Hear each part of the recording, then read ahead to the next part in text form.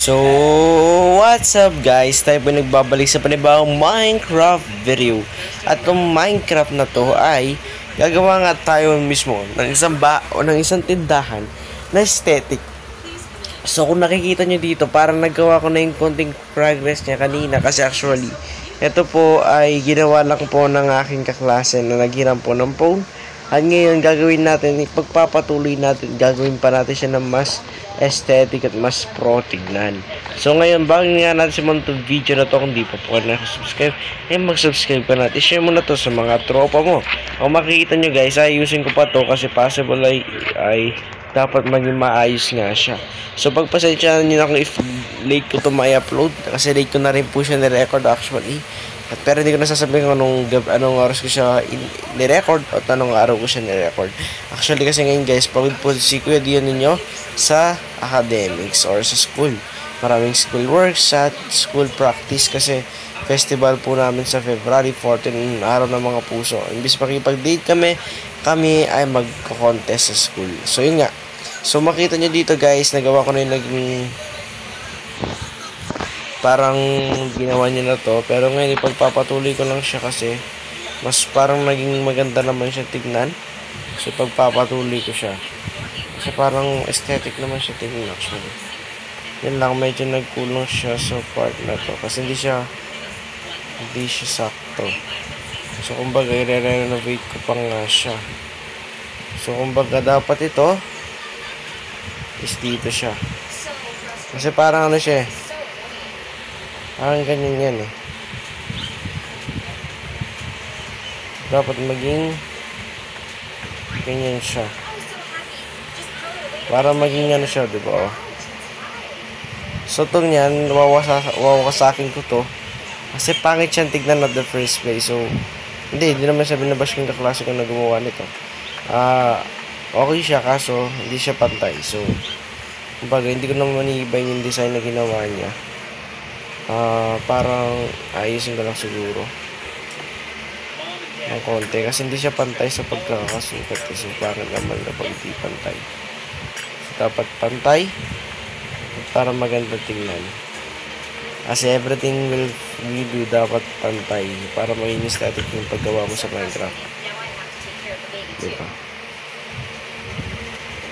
So kumbaga to i-extend mo siya. So ito extend mo rin siya.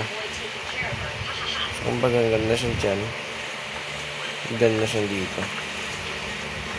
So parang ganyan na siya yan. So ito magiging itaas niya yan. So ano, binigyan niya dito.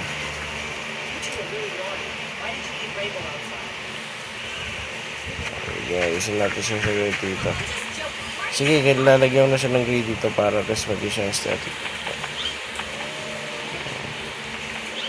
Parang ano siya, hindi siya pangit tignan,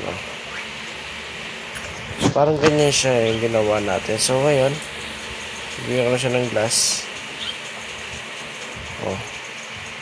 Diba ang gandang tignan, hindi siya pangit, hindi siya mukhang pangit kasi aesthetic siya tignan. So every side nito bibigyan ko lang naman ng ganito. Yung mga tao guys nakaka-plus na gusto niya na matulog. So ganyan siya. Then after niya maging ganyan, lalagay mo lang yung dito.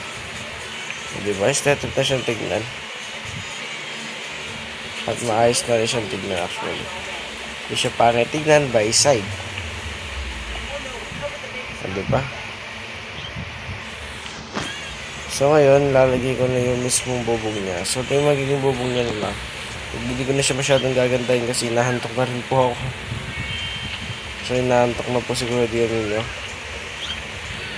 Kasi daily upload yung pinangako ko. So magdi-daily upload ako kapag kakayanin pa naman. Kasi bukas di ko rin alam kung if makakapag-upload ako. Kasi bukas last practice na po namin sa festival. So mukhang magiging pagod ako. Baka makalimutan ako makapag-edit at makapag-record. So nag-record na ako ngayon para may upload ako this day. So yan. So ngayon bibigyan ko siya ng guys, dito siya tingnan, lalagyan mo siya ng ganyan, dito. Ito na may ganyan yan. Siyempre, bibigyan mo siya ng dapat maging aesthetic eh. So, bibigyan mo siya ng ganyan. Siya, ganyan. Hindi siya pantay, pero yan natin. So, yan, di ba? So, bibigyan mo siya ng slab. Para maging mas maayos siyang tignan, bibigyan mo siya ng slab. Slab na lalagay mo ito. Parang ganyan siya. Hindi siya pangit tignan. Diba? Maganda siyang tignan. Hindi siya pangit, diba? Tapos pwede mo siyang i-pattern na ganyan, diba? Para siya sunod-sunod. So, parang ano lang siya. Alternate. Sige, alternate ko na siya. Hindi siya parating. So, diba? Parang ano siya, ganyan siya. Parang ganyan lang siya. Diba? Alternate na yung naging resulta niya. Hindi siya pangit. Sakto lang siya. Maganda ba? Diba? Maganda siya for designing kasi. Napakadali lang niyang gawin. At the first place. Diba? Ang ganda.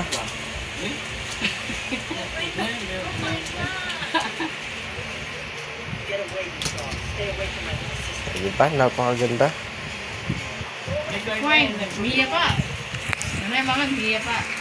Napakagandang tingnan niya, diba? At least okay na siya. And aesthetic siya.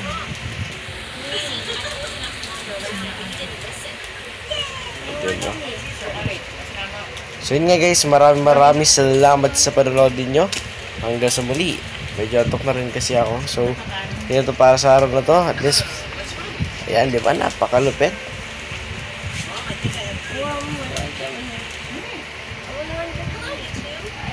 Yun na para sa araw na to. Hanggang sa muli. Paalam.